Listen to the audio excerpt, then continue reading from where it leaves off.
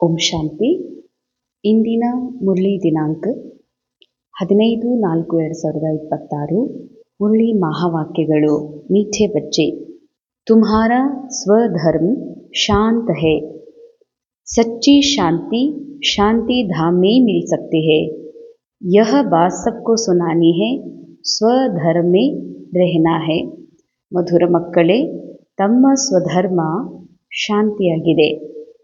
ಸತ್ಯ ಶಾಂತಿ ಶಾಂತಿಧಾಮದಲ್ಲಿ ಸಿಗುವುದು. ಈ ಒಂದು ಮಾತನ್ನ ಎಲ್ಲರಿಗೂ ತಿಳಿಸ್ರಿ ಹಾಗೂ ಸದಾ ತಮ್ಮ ಸ್ವಧರ್ಮದಲ್ಲಿ ಸ್ಥಿತವಾಗಿರಿ. ತಮ್ಮ ಸ್ವಧರ್ಮನೇ ಶಾಂತಿಯಾಗಿದೆ. ಅರ್ಥಾತ್ ಆತ್ಮದ ಇನ್ನೊಂದು ಹೆಸರೇ ಶಾಂತಿ. ಆತ್ಮ ಆಗಿರೋದೇ ಶಾಂತಿ ಅಂದಮೇಲೆ ಆತ್ಮನೇ ಶಾಂತಿ ಇದೆ ಅಂದಮೇಲೆ ಶಾಂತಿ ಇನ್ನೊಂದು ಹೆಸರೇ ಆತ್ಮ ಅಂದಮೇಲೆ ಶಾಂತಿಯ ಜರೂರತ್ ಆತ್ಮಕ್ಕಿಲ್ಲ.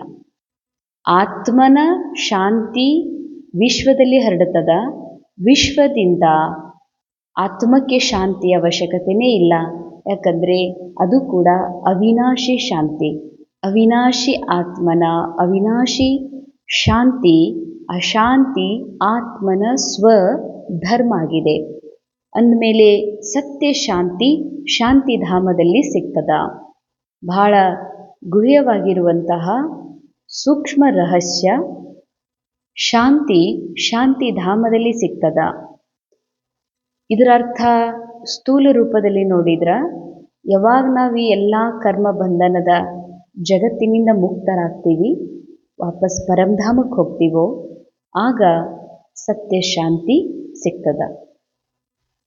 ಆದರೆ ಸೂಕ್ಷ್ಮ ರೂಪದ ಪುರುಷಾರ್ಥದೊಳಗ ಸತ್ಯ ಶಾಂತಿ ಪರಂಧಾಮದಲ್ಲೇ ಸಿಗ್ತದ ಅನ್ನೋದರ ಅರ್ಥ ಏನು ಅಂದರೆ, ಹಾಗೆ ನೋಡಿದರೆ ಪರಂಧಾಮದಲ್ಲಿ ಮನಸ್ಸು ಆ್ಯಕ್ಟಿವ್ ಇರೋದಿಲ್ಲ, ಮರ್ಜ್ ಆಗಿರ್ತದ ಆತ್ಮದೊಳಗ. ಮನಸ್ಸು ಶಾಂತಿಯ ಅನುಭವ ಮಾಡೋದಕ್ಕಲ್ಲಿ ಚಾನ್ಸೇ ಇಲ್ಲ ಪರಂಧಾಮದಲ್ಲಿ. ಆದರೆ ಬಾಬಾ ಪರಮಧಾಮದಲ್ಲಿ ಶಾಂತಿಧಾಮದಲ್ಲೇ ಶಾಂತಿ ಸಿಗ್ತದಂತ ಯಾಕೆ ಹೇಳ್ತಾರೆ ಅಂತಂದರೆ, ಆ ಶಾಂತಿಯ ಅನುಭವ ಮಾಡಬೇಕಾದವ್ರು ಯಾರು? ಮನಸ್ಸು. ಶಾಂತಿ ಎಲ್ಲಿದೆ? ಪರಂಧಾಮ ಎಲ್ಲಿದೆ? ಆತ್ಮನ ಒಳಗಿದೆ. ಮೂಲ ಆತ್ಮನ ಒಳಗ ಶಾಂತಿ ಇದೆ. ಆ ಶಾಂತಿ ಅನುಭವ ಮನಸ್ಸಿಗೆ ಬೇಕಾಗಿದೆ. ಯಾಕೆ ಅಂದರೆ, ಈ ಮನಸ್ಸು ತನ್ನ ಮೂಲ ಅಸ್ತಿತ್ವದಿಂದ ಅಸ್ತಿತ್ವವನ್ನು ಮರೆತು ಮೂಲ ಆತ್ಮನಿಂದ ಅಗಲಿ ರಾವಣನ ಜೊತೆಗೆ ಸಂಘದಲ್ಲಿ ಸೇರಿ ಇರೋದ್ರಿಂದ, ರಾವಣನಿಂದ ಸಿಕ್ಕಿರುವಂಥ ದೇಹವನ್ನು ನಾನು ಅಂತ ಅಂದ್ಕೊಂಡಿರೋದ್ರಿಂದ ಈ ಮನಸ್ಸು ಅಶಾಂತ ಆಗಿದೆ. ಈ ಮನಸ್ಸಿಗೆ ಶಾಂತಿ ಬೇಕಾಗಿದೆ. ಅದಕ್ಕೆ ಆ ಶಾಂತಿ ಡೈರೆಕ್ಟ್ಲಿ ಶರೀರ ಬಿಟ್ಟು ಪರಂಧಾಮಕ್ಕೆ ಹೋದಾಗ ಸಿಗ್ತದಂತಲ್ಲ, ಇದೇ ಸಂಗಮದ ಇದೇ ಪ್ರೆಸೆಂಟ್ ಟೈಮ್ ಒಳಗ ಈ ಕ್ಷಣದೊಳಗ ಯಾವಾಗ ನಾನು ನಿರಾಕಾರ ಆತ್ಮ, ನನ್ನ ಮೂಲ ಸ್ವಧರ್ಮ ಶಾಂತಿಯಾಗಿದೆ ಎನ್ನುವ ಸತ್ಯದಲ್ಲಿ ಸ್ಥಿತ ಆಗ್ತೇನೋ ಅವಾಗ ಇದೇ ಕ್ಷಣವೇ ಈ ಮನಸ್ಸು ಆತ್ಮನ ಒಳಗಿರುವ ಶಾಂತಿ ಧಾಮ. ಧಾಮ ಅಂದ್ರೆ ಮನೆ, ಸ್ಥಾನ. ಆತ್ಮ ಮನಸ್ಸಿಗಾಗಿ ಒಂದು ಧಾಮ ಆಗಿದೆ. ಶಾಂತಿಯ ಆಗರವಾಗಿರುವ ಶಾಂತಿಯ ಸ್ವಧರ್ಮವೇ ಉಳ್ಳಂತಹ ಆತ್ಮನೂ ಕೂಡ ಶಾಂತಿಧಾಮವಾಗಿದೆ. ಅಂದಮೇಲೆ ಮನಸ್ಸು ಯಾವಾಗ ವಾಪಸ್ ಶಾಂತಿಧಾಮಕ್ಕೆ ತೆರಳುತ್ತದ ಅಂದರೆ ಆತ್ಮನೊಳಗ ರಿಟರ್ನ್ ಪ್ರವೇಶ ಮಾಡ್ತದೋ ಆವಾಗ ಸತ್ಯ ಶಾಂತಿಯ ಅನುಭವ ಆಗೋದಕ್ಕೆ ಸಾಧ್ಯದೆ. ಈ ಕಥೆ, ಈ ಮಾತು, ಈ ಸತ್ಯವನ್ನು ನೀವೆಲ್ಲರಿಗೂ ತಿಳಿಸ್ರಿ. ಯಾಕೆಂದರೆ ಜಗತ್ತಿನ ಎಲ್ಲ ಮಾನವರು ಶಾಂತಿಗಾಗಿ ಹೊರಗಡೆ ಹುಡುಕ್ತಾ ಇದ್ದಾರ. ಭಲೆ ತಾವು ಕೂಡ ಅವರ ಮೂಲ ಧರ್ಮವೂ ಶಾಂತಿನೇ ಆಗಿದೆ. ಅಂದಮೇಲೆ ಬಾಬಾ ಹೇಳ್ತಾರ, ನಿರಂತರ ನೀವು ನಿಮ್ಮ ಸ್ವಧರ್ಮದಲ್ಲಿ ಸ್ಥಿತವಾಗಿರಿ. ಪ್ರಶ್ನೆ, कौन सी नॉलेज एक बाबा के पास है जो अभी ही तुम पढ़ते हो? ಯಾವ ಜ್ಞಾನ ಒಬ್ಬ ತಂದೆ ಹತ್ರ ಇದೆ, ಅದನ್ನು ನೀವೀಗ ಓದ್ತಾ ಇದ್ದೀರಿ. पाप और पुण्य की नॉलेज. भारतवासी जब बाबा को गाली देने लगते तब पाप आत्मा बनते. ಭಾರತವಾಸಿಗಳು ಯಾವಾಗ ಬಾಬಾರವರಿಗೆ ಬೈಲಿಕ್ಕೆ ಶುರು ಮಾಡ್ತಾರ. ಬೈಯುವುದು ಅಂದ್ರೆ ಏನರ್ಥ? ಪರಮಾತ್ಮ ಕಲ್ಲಿನ ರೂಪದಲ್ಲಿ ಅದಾರ, ಪರಮಾತ್ಮ ಸರ್ವವ್ಯಾಪಿ ಅದಾರ. ಭಗವಂತ ಸ್ಥೂಲ ರೂಪದಲ್ಲಿ ಅದಾರ ಅಂತ ಇವನ್ನೆಲ್ಲ ಯಾವಾಗ ಅಂದ್ಕೊಂಡ್ವಿ ಇದು ಭಗವಂತಗ ನಿಂದನೆ ಮಾಡಿದಂತೆ. ಭಗವಂತ ನಿಂದನೆ ಮಾಡೋದಂದ್ರೇ ಪಾಪ ಅಂತ. ಯಾಕೆ ಪಾಪ? ಯಾಕಂದರೆ ನಾನು ಸೂಕ್ಷ್ಮಿದೀನಿ ಅನ್ನುವಂಥ ಸತ್ಯ ಮರೆತು ನಾನೇ ಸ್ವಯಂ ದೇಹ ಅಂತ ತಿಳ್ಕೊಂಡಿರುವ, ಮನುಷ್ಯ ಅಂತ ತಿಳ್ಕೊಂಡಿರುವಂತಹ ಈ ಮನಸ್ಸು ಭಗವಂತನಿಗೂ ಕೂಡ ಅದೇ ಸ್ಥೂಲ ರೂಪದಲ್ಲಿ ನೆನಪು ಮಾಡಲಿಕ್ಕೆ ಶುರು ಮಾಡಿತು. ಅದಕ್ಕೆ ಸ್ಥೂಲ ರೂಪದಲ್ಲಿ ಅದಾನಂತ ತಿಳ್ಕೊಂಡು ಕಲ್ಲಿನ ರೂಪದೊಳಗೆ, ಮಣ್ಣಿನ ರೂಪದಲ್ಲಿ, ಕಟ್ಟಿಗೆ ರೂಪದಲ್ಲಿ, ಪಂಚತತ್ವಗಳ ರೂಪದಲ್ಲಿ ಭಗವಂತ ನೆನಪು ಮಾಡಲಿಕ್ಕೆ ಶುರು ಮಾಡಿತು. ಆವತ್ತಿನಿಂದ ನಿಮ್ಮ ಪಾಪ ದೇಹವಾನ್ ಅನ್ನುವಂಥ ಪಾಪ ನಿಮ್ಮ ಮೇಲೆ ಏತ್ತು ಅಂತಾರೆ ಬಾಬಾ. तो जब बाबा को और ड्रामा को जान लेते हैं तब पुण्य आत्मा बन जाते हैं. अंडरलाइन. ಯಾವಾಗ ಬಾಬನ್ ತಿಳ್ಕೊತೀರಿ, ಡ್ರಾಮಾ ತಿಳ್ಕೊತೀರಿ, ನೀವು ಪುಣ್ಯಾತ್ಮರಾಗ್ತೀರಿ. ಅಂದರೆ ಏನರ್ಥ?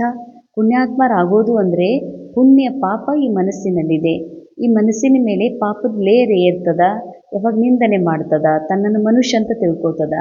ಪುಣ್ಯ ಯಾವಾಗ ಆಗ್ತದ? ಯಾವಾಗ ನೀವು ಬಾಬನ್ ತಿಳ್ಕೊತೀರಿ, ಅಂದರೆ ನಾವು ಯಾರ ಸಂತಾನ, ನಾ ಯಾರನ್ನೋದು ಡ್ರಾಮಾ ತಿಳ್ಕೊತೀರಿ. ಅಂದರೆ ಇಲ್ಲಿರುವ ಪ್ರತಿಯೊಂದು ವಸ್ತು ನಂದು ಯಾವುದೂ ಅಲ್ಲ, ಇದು ಪ್ರೀ ರಿಕಾರ್ಡೆಡ್ ಡ್ರಾಮಾದಲ್ಲಿ, ಡ್ರಾಮಾದ ಮೂಲಕ ಡೈರೆಕ್ಟರ್ನ ಮೂಲಕ ಸಿಕ್ಕಿರುವ ಸಾಮಗ್ರಿಗಳಂತ. ಆಗ ಇದು ನಂದು ಅನ್ನೋದರಿಂದ ಯಾವಾಗ ಮನಸ್ಸು ಮುಕ್ತ ಆಗ್ತದೋ ಅವಾಗ ನೀವು ಪಾಪದಿಂದ ಮುಕ್ತ ಆಗ್ತೀರಿ, ಪುಣ್ಯಾತ್ಮರಾಗಲಿಕ್ಕೆ ಶುರು ಮಾಡ್ತೀರಿ ಅಂತಾರೆ ಬಾಬಾ. ये पढ़ाई तुम बच्चे अभी पढ़ते हो. ಈ ವಿದ್ಯೆಯನ್ನು ನೀವು, ಯಾಕಂದರೆ ಇಂತಹ ಶ್ರೇಷ್ಠ ವಿದ್ಯೆ ನಿರಾಕಾರ ಪರಮಾತ್ಮನ ಹೊರತು ಬೇರೆ ಯಾರೂ ತಿಳಿಸ್ಲಿಕ್ಕೆ ಸಾಧ್ಯ ಇಲ್ಲ. ಇಂತಹ ವಿದ್ಯೆಯನ್ನು ನೀವು ಈಗಲೇ ಓದ್ತಿದ್ದೀರಿ. ತುಮ್ ಜಾನ್ತೆ ಹೋ ಸಬ್ಕೋ ಸದ್ಗತಿ ದೇನೆ ವಾಲ ಏಕ್ ಹಿ ಬಾಬಾ ಹೇ. ಎಲ್ಲರಿಗೂ ಸದ್ಗತಿ ಕೊಡುವಂಥ ಬಾಬಾ ಒಬ್ಬರೇ ಇದ್ದಾರೆ. ಮನುಷ್ಯಕ್ಕೂ ಸದ್ಗತಿ ಅರ್ಥಾತ್ ಮುಕ್ತಿ, ಜೀವನ್ ಮುಕ್ತಿ ದೇ ನಹೀ ಸಕ್ತೆ.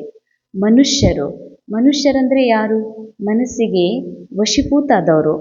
ಮನಸ್ಸಿಗೆ ವಶೀಭೂತ ಆದಂತಹ ಮನುಷ್ಯ ಇನ್ನೊಬ್ಬ ಮನುಷ್ಯನ ಅವನ ಎಲ್ಲ ಬಂಧನಗಳಿಂದ ಬಿಡಿಸೋದಕ್ಕೆಂದಿಗೂ ಸಾಧ್ಯವೇ ಇಲ್ಲ.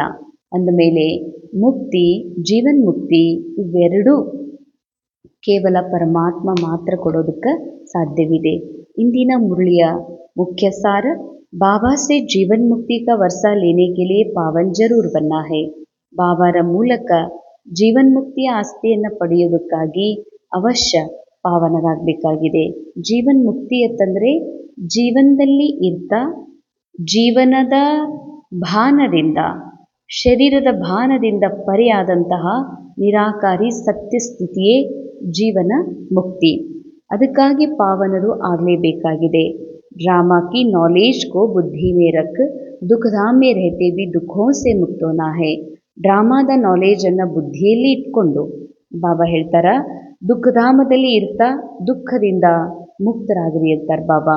ಅಂದರೆ ದುಃಖಧಾಮದಲ್ಲಿ ರೋಲ್ ಇದೆ, ರೋಲಿಂದ ನಾ ಆತ್ಮ ಪರೆ ಇದ್ದೀನಿ. ದುಃಖಧಾಮದ ಅನುಭವ ಈ ಮನಸ್ಸು ಮಾಡಬೇಕಾಗಿದೆ. ಆದರೆ ನಾ ಆತ್ಮ, ಮೂಲ ಆತ್ಮ ಏನಿದ್ದೀನಿ, ನಾ ದುಃಖದಿಂದ ಪರೆ ಇದ್ದೀನಿ. ಅದಕ್ಕೆ ದುಃಖಧಾಮದಲ್ಲಿ ಇದ್ರೂ ದುಃಖದಿಂದ ನಾ ಪರೆ ಇದ್ದೀನಿ. ಅದಕ್ಕೆ ನಾ ಸದಾ ಸುಖ ಸ್ವರೂಪ ಆತ್ಮ, ಸುಖದ ಅನುಭವವನ್ನು ಇದೇ ಜೀವನದಲ್ಲಿರ್ತಾನೂ ಕೂಡ ನಾನು ಮಾಡಬಲ್ಲೆ. सेकंड पॉइंट, धन माल व साहूकारी का नशा छोड़ देही अभिमानी रहने का पुरुषार्थ करना है. ಧನ, ಮಾಲ್, ಸಾಹುಕಾರಿಯ ನಶಾ ಬಿಟ್ಟು ದೇಹಿ ಅಭಿಮಾನಿಯಾಗುವ ಪುರುಷಾರ್ಥವನ್ನು ಮಾಡಬೇಕಾಗಿದೆ. ಭಾವಾಂತರ, ಕಾಮನ್ ಬ್ರಹ್ಮಕುಮಾರಿ ಜೀವನದೊಳಗೆ ಭಲೆ ಯಾವ ನಶಾ ಇದ್ರೂ ಕೂಡ ನಡಿಬಹುದು, ಜೀವನ ಸಾಗಿಸ್ಬೋದು. ಹೀಗೂ ಹೇಳ್ಕೋಬೋದು, ನಾವು 10 ವರ್ಷ ಆಯಿತು, 20 ವರ್ಷ ಆಯಿತು, 25, 30 ವರ್ಷ ಆಯಿತು ಬಾಬನ ಮಗು ಆಗಿ ಅಂತ. ಆದರೆ ಸೂಕ್ಷ್ಮ ಪುರುಷಾರ್ಥದೊಳಗೆ ಸೂಕ್ಷ್ಮತೆ ಅನುಭವ ಮಾಡೋದಕ್ಕಾಗಿ, ಅಥವಾ ದಿವ್ಯತೆಯ ಅನುಭವ ಅಥವಾ ಪರಿಸ್ಥಾಸ್ಥಿತಿ ಅನುಭವ ಮಾಡಬೇಕು, ಬಾಪ್ ಸಮಾನ ಅನುಭವ ಮಾಡಬೇಕು ಅಂತಂದರೆ ಯಾವ ಸಾಹುಕಾರಿಕೆಯ ಒಂದು ನಶಾ ಇದೆ ಅದು ಅಡ್ಡ ಬರ್ತದ. ಅದಕ್ಕಾಗಿ ಬಾಬಾ ಅಂತಾರ, ಈ ಎಲ್ಲ ಸಾಹುಕಾರಿಕೆಯ ನಶೆಯನ್ನು ಬಿಟ್ಬಿಡ್ರಿ. ಸಾಹುಕಾರಿಕೆಯ ನಶಾ ಅಂತಂದರೆ ಈ ಊರೊಳಗೆ ದೊಡ್ಡವರ ಒಂದು ದೊಡ್ಡ ಮನೆತನದಲ್ಲಿ ನಮ್ಮದು ಒಂದು ಮನೆತನ, ನಾವು ಹೀಗೆ ನಾವು ಯಾವ ಕೆಲಸನೂ ಮಾಡಿಲ್ಲ, ನಾವು ಆರಾಮ್ ಬೆಳೆದೀವಿ, ನಾವು ಇಂಥವೆಲ್ಲ ಕೆಲಸ ಮಾಡೋದಿಲ್ಲ, ನಮ್ಮ ಮನೆಯೊಳಗೆ ನಮಗೆ ಇಂಥ ಕೆಲಸ ಹಚ್ಚಿಲ್ಲ, ಯಾಕಂದರೆ ನಮ್ಮಣ್ಣ ಹಿಂಗದಾರ, ನಮ್ಮಪ್ಪ ಹೀಗದಾರ, ನಮ್ಮ ಮನೆತನ ಇಷ್ಟು ದೊಡ್ಡದು, ನಮ್ಮ ಕಾಕ ಈ ರೀತಿ ದೊಡ್ಡ ಪೋಸ್ಟ್ ಒಳಗದಾರ ಅಂತ ಅನೇಕ ಬಾರಿ ಮದುವೆಯಾಗಿ ಪತಿ ಮನೆಗೆ ಬಂದರೂ ಕೂಡ ನಮ್ಮಣ್ಣ ಹೀಗ, ನಮ್ಮ ತವ್ರ ಮನೆಯಂದ್ರೆ ಹಿಂಗದ, ನಮ್ಮ ತಮ್ಮ ಅಂದ್ರೆ ಹಿಂಗದಾರ, ನಮ್ಮ ಕಾಕ MLA ಅದಾರ ಅಂತ ಸಾಹುಕಾರಿಕೆಯ ನಶ ಇರ್ತದ. ಬಾಬಾ ಅಂತಾರೆ ಇವೆಲ್ಲ ನಾಟಕದ ಪ್ರೀ ರಿಕಾರ್ಡೆಡ್ ಡ್ರಾಮಾದ ಮೂಲಕ ಸ್ಕ್ರಿಪ್ಟ್ನ ಅನುಸಾರ ಸಿಕ್ಕಿರುವಂಥ ಸಾಮಗ್ರಿಗಳು. ಇವ್ಯಾವೂ ಸತ್ಯ ಅಲ್ಲ, ಇವ್ಯಾವುದರಿಂದಲೂ ಜೀವನ್ಮುಕ್ತಿ ಪ್ರಾಪ್ತ ಆಗೋದಿಲ್ಲ. ಇವುಗಳ ಸ್ಮೃತಿಯ ಕಾರಣದಿಂದ, ಇವುಗಳ ಸೂಕ್ಷ್ಮ ಅಭಿಮಾನ ಅಥವಾ ಇವುಗಳ ನಶ ಇರೋದ್ರಿಂದ ಬಾಬಾ ಹೇಳ್ತಾರ ಸೂಕ್ಷ್ಮತೆಯ ಅನುಭೂತಿ ಮಾಡೋಕ್ಕೆ ಆಗೋದಿಲ್ಲ. ಇವೆಲ್ಲ ಬಿಟ್ಟು ಅಶರೀರಿ ಆಗಲಿ. ಯಾಕಂದರೆ ಅಶರೀರಿ ಆಗದೆ ಅಶರೀರಿ ತಂದೆ ಮಿಲನ ಮಾಡೋಕ್ಕೆ ಸಾಧ್ಯ ಇಲ್ಲ. ಅಶರೀರಿ ಆಗಬೇಕು ಅಂದರೆ ಈ ಸಾಹುಕಾರಿಕೆಯ ಅಥವಾ ನಮ್ಮದು ದೊಡ್ಡ ಸೆಂಟರ, ನಾವು ಬಹಳ ಸೀನಿಯರ್, ಬಹಳ ಮೋಸ್ಟ್ ಜ್ಞಾನಿ ಇದ್ದೀವಿ, ಇದು ಕೂಡ ಸಾಹುಕಾರಿಕೆತನನೇ. ಇವೆಲ್ಲವನ್ನ ಬಿಡದೆ ಬಾಬಾ ಹೇಳ್ತಾರ ಅಶರೀರಿ ಆಗಲಿಕ್ಕೆ ಆಗೋದಿಲ್ಲ ಅಂತ. ಅದಕ್ಕಾಗಿ ನಿರಂತರ ಅಶರೀರಿ ಸ್ಥಿತಿಯ ಕಡೆಗೆ ಗಮನ ಕೊಡ್ರಿ. वरदान विकारों के वंश के अंश को भी समाप्त करने वाले सर्व समर्पण व ट्रस्टी भव. ವಿಕಾರಗಳ ವಂಶದ ಅಂಶನೂ ಕೂಡ, ಏನು ಅಂಶ ಇದೆ ಅದನ್ನು ಕೂಡ ಸಮಾಪ್ತ ಮಾಡುವಂತಹ ಸಮರ್ಪಣ್ ಮತ್ತು ಟ್ರಸ್ಟಿ ಭವ. जो आईविल के लिए पुराने संस्कारों की प्रॉपर्टी किनारे पर कर रख लेते हैं तो माया किसी न किसी रीति से पकड़ लेती है. ಮುಂದೊಂದಿನ ಮುಂದಿನ ಸಮಯಕ್ಕೆ ಬರ್ತದ, ಮುಂದೊಂದಿನ ಈ ಪ್ರಾಪರ್ಟಿ ಯೂಸ್ ಆಗ್ತದ, ಮುಂದೆ ನನಗೆ ಈ ಬಟ್ಟೆ ಯೂಸ್ ಆಗ್ತದ, ಮುಂದೊಂದಿನ ಅಂತ ಹೆಂಗೆ ಲೌಕಿಕದಲ್ಲಿ ಒಂದು ಮೈಂಡ್ಸೆಟ್ ಇದೆ, ಹಾಗೇನೆ ಅಲೌಕಿಕದಲ್ಲಿ ಬಂದ ಮೇಲೂ ಕೆಲವು ಸಂಸ್ಕಾರಗಳನ್ನು ನಾವು ಮುಂದೆ ನೋಡೋಣ, ಇದನ್ನು ಮುಂದೆ ಸಂಸ್ಕಾರ ಅಗ್ನಿ ಕೊಡೋಣ, ಈ ಸ್ವಭಾವ ಮುಂದೆ ನಾನು ಅಂತ ಮಾಡ್ಕೋತೀನಿ, ಈ ಸಂಸ್ಕಾರ ನಾನು ಲಾಸ್ಟಿಗೆ ಬಿಡ್ತೀನಿ ಅಂತ ಇಟ್ಟಿರಲ್ಲ. ಬಾಬಾ ಹೇಳ್ತಾರ ಮಾಯೆಗೆ ರಾವಣನಿಗೆ ನೀವು ಎಲ್ಲಿ ಏನಿಟ್ಟಿರಂತ ಎಲ್ಲ ಗೊತ್ತು. ಯಾಕಂದರೆ ಅದು ರಾವಣನ ಪ್ರಾಪರ್ಟಿ. ಹೇಗೆ ಕಳ್ಳರು ಬಂಗಾರ ಎಲ್ಲೇ ಇಟ್ಟರು ಮಷೀನ್ನ ಮೂಲಕ ಎಲ್ಲಿ ಈ ಮನೆಯೊಳಗೆ ಬಂಗಾರ ಅದ ಅನ್ನೋದು ಕಂಡು ಹಿಡಿತಾರ, ಹಂಗೆ ಮಾಯೇನೂ ಕೂಡ ಇವರು ಯಾವ ವಿಕಾರ, ಯಾವ ಸಂಸ್ಕಾರ ಸ್ವಭಾವವನ್ನು ಮುಂದೆ ತೆಗಿತೀನಿ ಅಂತ ಹೇಳಿ ಇಟ್ಟಿದ್ದಾರಲ್ಲ ಅದರೊಳಗೆ ಮತ್ತಿಷ್ಟು ಸಿಗಿಸ್ಲಿಕ್ಕೆ ಪ್ರಯತ್ನ ಮಾಡ್ತದ. ಪುರಾನಿ ರಜಿಸ್ಟರ್ ಕಿ ಚೋಟಿ ಸಿ ಟುಕಡೆ ಸೆ ಬಿ ಪಕಡ್ ಜಾಯಂಗೆ ಮಾಯಾ ಬಡಿ ತೇಜ್ ಹೇ. ಮಾಯಾ ಇಷ್ಟು ತೇಜ್ ಇದೆಯಲ್ಲ, ನೀವು ಅತಿ ಸೂಕ್ಷ್ಮವಾದ ಚಿಕ್ಕದಾದಂತಹ ಒಂದು ಹಳೆಯ ರಾವಣನ ಸಂಸ್ಕಾರಗಳನ್ನು ಹಂಗೆ ಉಳಿಸ್ಕೊಂಡಿರತ್ತಂದ್ರೆ ಅದನ್ನೂ ಕೂಡ ತುರಂತ ಹಿಡಿದು ಬಿಡ್ತದ.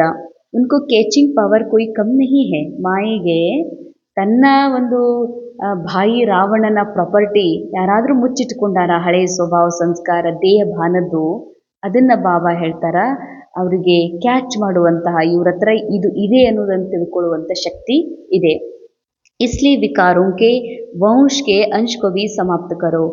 ವಿಕಾರ ಒಂದು ವಂಶವಾಗಿ ಬೆಳೆದಿದೆ ಮೈಂಡ್ ಒಳಗೆ, ಅದರದ್ದು ಸ್ವಲ್ಪ ಅಂಶ ಉಳ್ಕೊಂಡದಂದ್ರೆ ಅದು ಕೂಡ ಸಮಾಪ್ತ ಮಾಡ್ರಿ ಅಂತಾರೆ ಬಾಬಾ. ಜರಾ ಭಿ ಕಿಸಿ ಕೋನೆ ಮೇ ಪುರಾನೆ ಖಜಾನೆ ಕಿ ನಿಶಾನಿ ನ ಹೋ, इसको कहा जाता है सर्व समर्पण ट्रस्टी या यज्ञ के ಸ್ನೇಹಿ ಸಹಯೋಗಿ. ಸ್ವಲ್ಪ ವಿಕಾರ, ಸ್ವಲ್ಪ ದೇಹಾಭಿಮಾನ, ಸ್ವಲ್ಪ ನಾನು ಅನ್ನುವಂಥದ್ದು ಉಳಿಬಾರ್ದು ಅಂತಾರೆ ಬಾಬಾ. ಅದಕ್ಕಾಗಿ ಬಾಬಾ ಹೇಳ್ತಾರೆ ಎಲ್ಲನೂ ಕೊಡ್ರಿ. ಮನಸ್ಸಿನ ಮೂಲೆಯೊಳಗೆ ಏನಾದರೂ ಒಂದು ಸ್ವಲ್ಪ ಉಳಿದಿತ್ತಂದ್ರೂ ಕೂಡ ಈ ಮನಸ್ಸು ಅಶರೀರಿ ಅನುಭವ ಮಾಡೋಕ್ಕಾಗೋದಿಲ್ಲ. ಅಂದಮೇಲೆ ಸರ್ವ ಸಮರ್ಪಣ ಅಂತಾರೆ ಬಾಬಾ. ಎಲ್ಲಾನು ನನ್ನ ಮುಂದೆ ಅರ್ಪಣೆ ಮಾಡಬೇಡ್ರಿ, ಮನಸ್ಸನ್ನೇ ನನಗೆ ಅರ್ಪಣೆ ಮಾಡಬೇಡ್ರಿ, ನೀವು ಟ್ರಸ್ಟಿ ಆಗ್ರಿ ಮತ್ತು ಯಜ್ಞದ ಸ್ನೇಹಿ ಸಹಯೋಗಿಗಳು ಆಗ್ರಿ. ಯಜ್ಞಕ್ಕೆ ಸ್ನೇಹ ಸಹಯೋಗ ಕೊಡೋದು ಅಂತಂದರೆ ಎಲ್ಲ ವಿಕಾರಗಳನ್ನು ಆಹುತಿ ಮಾಡೋದು. ಸ್ಲೋಗನ್ ಕಿಸಿ ಕಿ ವಿಶೇಷತಾ ಕೆ ಕಾರಣ ಉಸ್ಸೆ ವಿಶೇಷ ಸ್ನೇಹ ಹೋ ಜಾನಾ ಯೇ ಭಿ ಲಗಾವ್ ಹೇ. ಲಗಾವ್ ಅಂದ್ರೆ ಆಕರ್ಷಣೆ. ಯಾರೊಳಗೋ ಒಂದು ವಿಶೇಷತೆ ಇದೆ, ಆ ವಿಶೇಷತೆ ಕಾರಣ ಅವರು ನನಗೆ ಇಷ್ಟ ಆಗ್ತಾರತ್ತಂದ್ರೆ, ಅವ್ರ ಮೇಲೆ ನನಗೆ ವಿಶೇಷ ಸ್ನೇಹ ಅದತ್ತಂದ್ರೆ ಇದು ಕೂಡ ಆಕರ್ಷಣೆ ಅಂತಾರೆ ಬಾಬಾ. ಮನಸ್ಸಿಗೆ ಎಲ್ಲಾದರೂ ಈ ಜಗತ್ತಿನಲ್ಲಿ ವ್ಯಕ್ತಿಯ ಮೇಲೆ ಆಕರ್ಷಣೆ ಉಳ್ಕೊಂಡದತ್ತಂದ್ರೆ ಈ ಮನಸ್ಸು ಅಶರೀರಿ ಆಗೋಕ್ಕಾಗಲ್ಲ. ಈ ಮನಸ್ಸು ಅಶರೀರಿ ಆಗಬೇಕಂದ್ರೆ ಎಲ್ಲ ಆಕರ್ಷಣೆಗಳಿಂದ ಪರೆ ಇರಬೇಕು. ಅದಕ್ಕಾಗಿ ಈ ಮನಸ್ಸು ಏನು ಮಾಡ್ತದೆ, ಈ ಮನಸ್ಸಿನ ಹವ್ಯಾಸ ಆಗಿಬಿಟ್ಟಿದೆ. ಯಾರೋ ಸುಂದರವಾಗಿ ಹಾಡ್ತಾರಂದ್ರ ಅವರ ಸ್ನೇಹದಲ್ಲಿ ಅಟ್ರಾಕ್ಟ್ ಆಗ್ತದ. ಯಾರೋ ಭಾಳ ಚೆನ್ನಾಗಿ ಮಾತಾಡ್ತಾರ, ಅದು ನನ್ನ ಬಗ್ಗೆ ಭಾಳ ಇಷ್ಟಪಡ್ತಾರ, ನನ್ನ ಸಂಘದಲ್ಲಿ ಇರಕ್ಕೆ ಇಷ್ಟಪಡ್ತಾರ, ಇದು ಅವ್ರ ವಿಶೇಷತೆ. ಅವಾಗ ಈ ಮನಸ್ಸು ಏನು ಮಾಡ್ತದ, ಆಕರ್ಷಿತ ಆಗ್ತದ. ಯಾರೋ ಒಳ್ಳೆಯ ಭಾಷಣಕಾರರದಾರ, ಒಳ್ಳೆಯ ಸೇವೆ ಮಾಡೋರದಾರ, ಒಳ್ಳೆಯ ಮಾಡೋರದಾರ, ಮ್ಯಾನೇಜ್ಮೆಂಟ್ ಮಾಡುವಂಥ ಕಲಾ ಇದೆ, ಯಾರೋ ಆರ್ಟಿಸ್ಟ್ ಅದಾರ, ಏನೋ ಅದಾರ ವಿಶೇಷ ಧನ ಉಳ್ಳವ್ರದಾರ, ವಿಶೇಷ ಹಿಂದೆ ಬ್ಯಾಕ್ಗ್ರೌಂಡ್ ಅಂತಸ್ತು ಉಳ್ಳವ್ರದಾರ. ಆ ವಿಶೇಷತೆಗಳ ಕಾರಣ ಅವ್ರಿಗೆ ನೀವು ಅವ್ರನ್ನ ಇಷ್ಟಪಡ್ತಿರತ್ತಂದ್ರೆ ಇದು ಕೂಡ ಆಕರ್ಷಣೆ ಅಂತಾರೆ ಭಾವ. ಯಾಕಂದರೆ ಇವೆಲ್ಲ ವಿಶೇಷತೆ ರೋಲ್ ಒಳಗೆ ಡ್ರಾಮಾ ಕೊಟ್ಟಿದ್ದು. ಡ್ರಾಮಾ ಬೇಕು ಅಂದರೆ ಒಂದು ಕ್ಷಣದಲ್ಲಿ ಅದನ್ನು ಚೇಂಜ್ ಮಾಡೋಕ್ಕೆ ಸಾಧ್ಯ ಇದೆ. ಅಂದಮೇಲೆ ನೀವು ಆ ಸ್ಥೂಲ ವಿಶೇಷತೆಗಳ ಕಾರಣ ಅವರನ್ನು ನೀವು ಇಷ್ಟಪಡ್ತೀರಂದ್ರ, ಅವ್ರ ಸ್ನೇಹದಲ್ಲಿ ಬರ್ತಿರತ್ತಂದ್ರೆ ಇದು ಕೂಡ ಲಗಾವ್ ಅಂತಾರೆ. ಯಾಕಂದರೆ ನನ್ನ ಪೂರಾ ಸ್ನೇಹ ಒಬ್ಬ ನಿರಾಕಾರ ತಂದೆ ಜೊತೆಗಿರಬೇಕು ಅಂದಾಗ ಮಾತ್ರ ಈ ಮನಸ್ಸು ಎಲ್ಲ ಆಕರ್ಷಣೆಯಿಂದ ಮುಕ್ತಾಗಿ ಅಶರೀರ ಸ್ಥಿತಿ ಅನುಭವ ಮಾಡೋದಕ್ಕೆ ಸಾಧ್ಯ ಇದೆ. ಆ ವ್ಯಕ್ತಿ ಮಹಾನ್ರಾಗೋದಕ್ಕಾಗಿ ಮಧುರತೆ ಹಾಗೂ ನಮ್ರತೆ ಗುಣವನ್ನು ಧಾರಣೆ ಮಾಡಿಕೊಡ್ರಿ. ಮಧುರತೆ ಮಹಾನತೆ ಆಗಿದೆ. ಬಾಬಾ ಹೇಳ್ತಾರೆ, ಮಧುರತೆ ಅರ್ಥಾತ್ ಮೂಲ ಆತ್ಮಸ್ಥಿತಿ, ಮಧುರತೆ ಮಹಾನತೆ ಆಗಿದೆ. ಇದರಲ್ಲಿ ಮನಸ್ಸು ಮುಖದ ಕಡವಾಪನ್ ಸಮಾಪ್ತ ಆಗ್ತದ. ಮನಸ್ಸಿನೊಳಗಿರುವ ಕಹಿ, ನಿಮ್ಮ ಬಾಯಿಯೊಳಗಿರುವಂಥ ಕಹಿ ಎಲ್ಲವೂ ಸಮಾಪ್ತ ಆಗ್ತದ. क्रोध अग्नि शीतल हो जाती। बाप दादा अपने हर बच्चों को शीतल देवता बनाना चाहते, इसीलिए मधुरता के गुण को धारण करो। ಕ್ರೋಧ ಅಗ್ನಿಯೂ ಸಮಾಪ್ತ ಆಗ್ತದ, ನೀವು ಶೀತಲ ಆಗ್ತೀರಿ. ಯಾಕಂದರೆ ಬಾಬಾ ಪ್ರತಿಯೊಬ್ಬ ಮಕ್ಕಳನ್ನು ಶೀತಲ ದೇವಿಯರನ್ನಾಗಿ ನೋಡ್ಲಿಕ್ಕೆ ಇಷ್ಟಪಡ್ತಾರೆ. ಆಪ್ಕ ಮುಕುಡಾಭಿ ಮೀಠಾ ಹೋ, ನಿಮ್ಮ ಮುಖ, ನಿಮ್ಮ ಶಬ್ದನೂ ಕೂಡ ಮಧುರವಾಗಿರಬೇಕು ಅಂದರೆ ನಿರಾಕಾರಿ ಆತ್ಮನ ಸ್ಮೃತಿ ಕೊಡಿಸುವಂಥದ್ದು ಇರಬೇಕಂತಾರೆ ಬಾಬಾ. ಮಧುರತೆ ಗುಣದಿಂದ ಭರ್ಪೂರಾಗ್ರಿ ಅಂತಾರೆ ಬಾಬಾ. ಆತ್ಮಸ್ಥಿತಿಯಿಂದ ಭರ್ಪೂರತೆ ಅನುಭವ ಮಾಡ್ರಿ. जो भी संपर्क में आए उसे मधुर बोल ಶಕ್ತಿಶಾಲಿ ದೃಷ್ಟಿ ಸೆ ಭರ್ಪೂರ್ ಕರೋ. ಯಾರೇ ನಿಮ್ಮ ಸಂಪರ್ಕದಲ್ಲಿ ಬರ್ತಾರಂದ್ರೆ ಮಧುರ ಮಾತುಗಳಿಂದ ಮತ್ತು ಶಕ್ತಿಶಾಲಿ ದೃಷ್ಟಿಯಿಂದ ಅವರನ್ನು ಭರ್ಪೂರ್ ಸಂಪನ್ನ ಮಾಡ್ರಿ ಅರ್ಥಾತ್ ಅವರನ್ನು ನೋಡಿ ಪಾಪ ನಿಮ್ಗೆ ಆರಾಮಿಲ್ಲ, ಪಾಪ ನಿಮ್ಗೆ ಹಿಂಗೆ ಆಗಬಾರ್ದಾಗಿತ್ತು ಅನ್ನೋದು ಇದು ದೇಹಭಾನ. ಯಾಕಂದ್ರೆ ದೇಹ ನೋಡ್ತಾ ಇದ್ದೇನೆ, ರೋಲ್ ನೋಡ್ತಾ ಇದ್ದೀನಿ. ಇಲ್ಲಿ ಯಾರೂ ಪಾಪ ಅಲ್ಲ, ಎಲ್ಲರೂ ಅವರವ್ರ ರೋಲ್ ನಿಭಾಯಿಸ್ತಾ ಇದ್ದಾರ. ಮೂಲ ಆತ್ಮ ಎಲ್ಲರೂ ಶಾಂತ್ ಸಂಪನ್ನ ಪವಿತ್ರಿದಾರ. ನಾ ಮೂಲ ಆತ್ಮನನ್ನು ನೋಡುವುದೇ ಬಾಬಾ ಹೇಳ್ತಾರ ಆತ್ಮಿಕ ದೃಷ್ಟಿ ಮಧುರ ಮಾತು ಅಂತ. ಓಂ ಶಾಂತಿ. ಇಂದಿನ ಮುರಳಿಯ ಮಹಾವಾಕ್ಯಗಳ ಅನುಭವ ಮಾಡೋಣ. ನಾನು ನಿರಾಕಾರಾತ್ಮ ಈ ಸೃಷ್ಟಿ ನಾಟಕದಲ್ಲಿ ಪಾತ್ರವನ್ನು ಅಭಿನಯ ಮಾಡ್ತಾ